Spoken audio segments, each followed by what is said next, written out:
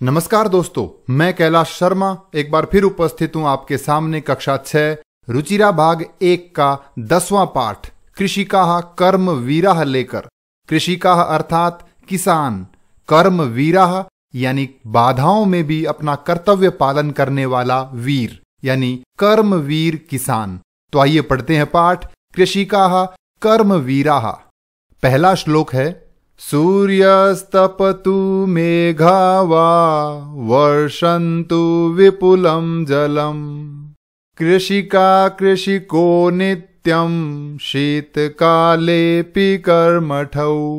इसका अन्वय है सूर्यः तपतु मेघाः वा विपुलं जलं वर्षन्तु कृषिका कृषिकः च नित्यं शीतकालेऽपि कर्मठौ स्तः। अर्थात सूर्यः यानी सूरज, तपतु तपाए अर्थात अत्यधिक धूप बरसाए, मेघाः यानी बादल, वा या विपुलम अत्यधिक, जलम पानी, वर्षन्तु बरसाएं, कृषिका किसान की पत्नी यानी महिला किसान, कृषिकः किसान, च और नित्यम सदा, शीतकाले सर्दी के मौसम में, अपि भी, कर्मठौ कर्मठ कार्य करने वाला, स्तः हैं अर्थात चाहे सूरज तपाए यानी सूरज कितनी भी धूप बरसाए, चाहे बादल अत्यधिक जल बरसाएं, किसान और उसकी पत्नी दोनों हमेशा सर्दी में भी कार्य करते रहते हैं। यानी किसान सर्दी, गर्मी, बारिश आदि सभी ऋतुओं में सदा खेत में काम करने लगे रहते हैं। ये इस श्लोक से संबंधित कठिन शब्दार्थ। दूसरा श्लोक है ग्रीष्मे शरीरं सस्वेदं शीते कंपमयं सदा हलेन च कुदालेन तौ तु क्षेत्राणि कर्षतः। इसका अन्वय है ग्रीष्मे तयोः शरीरं सस्वेदं शीते च कंपमयं भवति तौ तु हलेन कुदालेन च सदा क्षेत्राणि कर्षतः।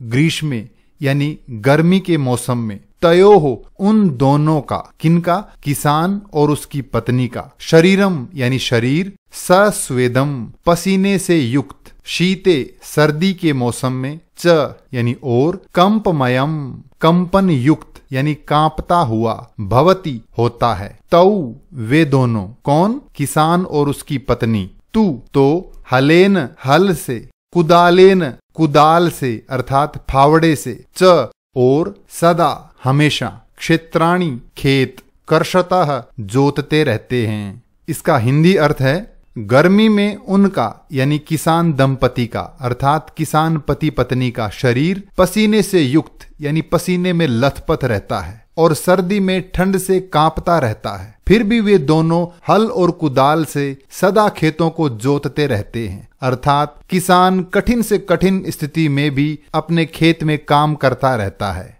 ये इस श्लोक से संबंधित कठिन शब्दार्थ। तीसरा श्लोक है पादयोर्न पदत्राणे शरीरे वसनानि नो निर्धनं जीवनं कष्टं सुखं दूरे हि तिष्ठति। इसका अन्वय है पादयोः पदत्राणे न शरीरे वसनानि न सन्ति निर्धनं कष्टं जीवनं हि सुखं तु दूरे तिष्ठति। अर्थात पादयोः पैरों में, पदत्राणे जूते, न नहीं है, शरीरे शरीर पर, वसनानि कपड़े, न नहीं, संति हैं, निर्धनम निर्धन गरीब, कष्टम कष्टमयम कष्टयुक्त, जीवनम जीवन है, ही निश्चित रूप से, सुखम सुख, तू तो दूरे दूर ही, तिष्ठति रहता है। इसका हिंदी अर्थ है पैरों में जूते नहीं हैं, शरीर पर कपड़े नहीं हैं, किसान का जीवन बहुत निर्धन और कष्टमय है, सुख तो उनसे दूर ही रहता है। ये इस श्लोक से संबंधित कठिन शब्दार्थ।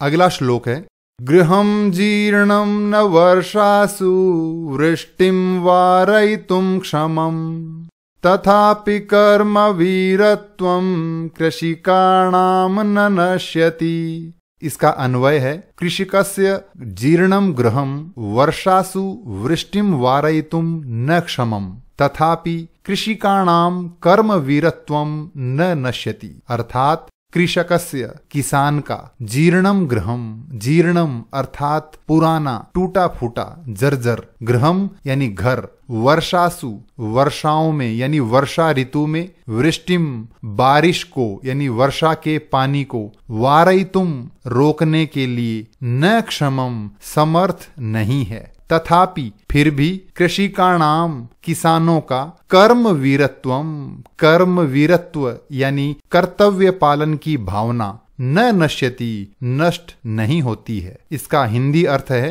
किसान का घर पुराना होने के कारण वर्षा के समय बारिश का पानी अंदर आने से रोकने में असमर्थ है। यानी किसान का घर इतना पुराना होता है, बारिश का पानी उसमें टपकता रहता है, फिर भी किसानों की कर्म निष्ठा नष्ट नहीं होती, अर्थात वे अपने काम में लगे ही रहते हैं। वास्तव में सही कहा है, किसान कर्मवीर होता है। ये इस श्लोक से संबंधित कठिन शब्दार्थ। अगला श्लोक है, तयोः श्रमेण क्षेत्राणि सस्य पूर्णानि सर्वदा, धरित्री सरसा जाता या शुष्का कंटकावृता। इसका अन्वय है, तयोः परिश्रमेण क्षेत्राणि सर्वदा सस्य पूर्णानि भवन्ति, या धरित्री शुष्का कंटकावृता च भवति, सापि तयोः परिश्रमेण सरसा जाता। अर्थात तयोः उन दोनों के, किसान पति पत्नी के, परिश्रमेण परिश्रम से, मेहनत से, क्षेत्राणि खेत, सर्वदा हमेशा, सस्य पूर्णानि फसल से युक्त, भवन्ति होते हैं, या जो, धरित्री धरती पृथ्वी, शुष्का सूखी, कंटकावृता कांटों से परिपूर्ण, च और भवति होती है, सापि वह भी, तयोः परिश्रमेण उन दोनों के परिश्रम से, सरसा जाता, सरसा रस युक्त अर्थात हरी भरी, जाता हो जाती है। इसका हिंदी अर्थ है, उन दोनों के यानी किसान और उसकी पत्नी के परिश्रम से खेत सदा फसलों से युक्त यानी फसलों से लहलहाते रहते हैं। जो धरती सूखी और कांटों से परिपूर्ण होती है, वह भी उन दोनों के परिश्रम से हरी भरी हो जाती है। ये इस श्लोक से संबंधित कठिन शब्दार्थ। अगला श्लोक है, शाकम् अन्नं फलं दुग्धं दत्त्वा सर्वेभ्य एव तौ, क्षुधा तृषाकुलौ नित्यं विचित्रौ जनपालकौ। इसका अन्वय है, तौ सर्वेभ्य एव शाकम अन्नम फलम दुग्धम च दत्त्वा नित्यं क्षुधा तृषाकुलौ स्तः, तौ विचित्रौ जनपालकौ स्तः। अर्थात तौ वे दोनों, कौन, किसान और उसकी पत्नी, सर्वेभ्य यानी सभी को, एव ही, शाकम सब्जियां, अन्नम अनाज, फलम फल, दुग्धम दूध, च और दत्वा देकर, नित्यम हमेशा, क्षुधा भूख, तृषा प्यास, आकुलौ आकुल यानी बेचैन, स्तः हैं, तौ वे दोनों, विचित्रौ अनोखे, जनपालकौ जनपालक यानी पालन पोषण करने वाले अर्थात अभिभावक, स्तः हैं। इसका हिंदी अर्थ है, वे दोनों किसान और उसकी पत्नी सभी को सब्जी, अनाज, फल और दूध देकर स्वयं भूख और प्यास से बेचैन रहते हैं। वे दोनों अनोखे जनपालक यानी अभिभावक हैं, अर्थात दूसरों को खाने पीने की वस्तुएं उपलब्ध करवाने वाले किसान स्वयं भूखे प्यासे रहते हैं। ये कितनी विचित्र बात है। ये इस श्लोक से संबंधित कठिन शब्दार्थ। अब हम चर्चा करेंगे अभ्यास कार्य पर। पहला प्रश्न है, उच्चारणम कुरुत, उच्चारण कीजिए। सूर्यस्तपतु वारयितुम पदत्राणे, जीर्णम ग्रीष्मे, कंटकावृता शीतकालेपि, सस्य पूर्णानि क्षुधा तृषाकुलौ। दूसरा प्रश्न है, श्लोकांशान योजयत, श्लोकांशों का मेल कीजिए। ये श्लोकों की पंक्तियां हैं, इनका मेल करना है। गृहं जीर्णं न वर्षासु वृष्टिं वारयितुं क्षमं, हलेन च कुदालेन तौ तु क्षेत्राणि कर्षतः, पादयोर्न पदत्राणे शरीरे वसनानिनो तयोः क्षमेण क्षेत्राणि सस्यपूर्णानि सर्वदा धरित्री सरसा जाता या शुष्का कंटकावृता। तीसरा प्रश्न है, उपयुक्त कथनानाम समक्षम आम अनुपयुक्त कथनानाम समक्षम न इति लिखत, यानी सही कथनों के सामने आम अर्थात हाँ और गलत कथनों के सामने न यानी नहीं ऐसा लिखिए। दो उदाहरण दिए हैं। कृषकाः शीतकालेपि कर्मठाः भवन्ति, किसान सर्दी के मौसम में भी कर्मठ होते हैं यानी काम करते रहते हैं। आम हाँ, क्योंकि ये कथन सत्य है। दूसरा कथन है, कृषकाः हलेन क्षेत्राणि न कर्षन्ति, किसान हल से खेत नहीं जोतते हैं। न नहीं, क्योंकि ये कथन गलत है, किसान हल से खेत जोतते रहते हैं।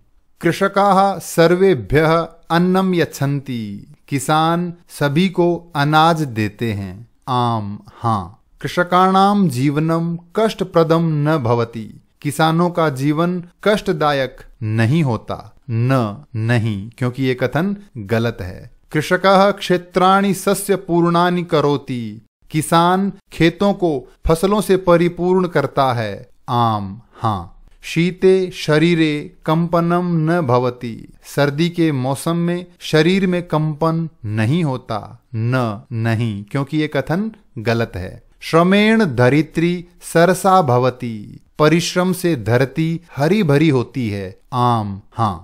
चौथा प्रश्न है, मंजूषातः पर्यायवाची पदानि चित्वा लिखत, इस पेटिका से पर्यायवाची शब्द चुनकर लिखिए। वसनानि वस्त्राणि यानी कपड़े, सूर्यः रविः यानी सूरज, तृषा पिपासा यानी प्यास, विपुलम अधिकम यानी अत्यधिक, जीर्णम जर्जरम यानी जर्जर पुराना, धरित्री पृथ्वी यानी धरती।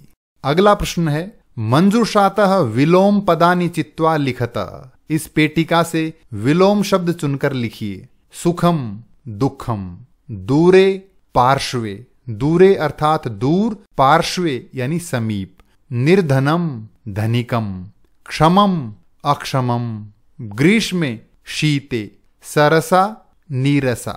अगला प्रश्न है, प्रश्नानाम उत्तराणि लिखत, प्रश्नों के उत्तर लिखिए। कृषकाः केन क्षेत्राणि कर्षन्ति, किसान किस से खेत जोतते हैं। उत्तर है, कृषकाः हलेन कुदालेन च क्षेत्राणि कर्षन्ति, किसान हल और कुदाल से खेत जोतते हैं। केशाम कर्म वीरत्वम न नश्यति, किन का कर्म वीरत्व नष्ट नहीं होता। कृषिकाणाम कर्म वीरत्वम न नश्यति, किसानों का कर्म वीरत्व यानी कार्य करने की निष्ठा न नश्यति नष्ट नहीं होती। श्रमेण का सरसा भवति, परिश्रम से कौन सरस यानी हरी भरी होती है। उत्तर है, श्रमेण धरित्री सरसा भवति, परिश्रम से पृथ्वी सरस यानी हरी भरी होती है।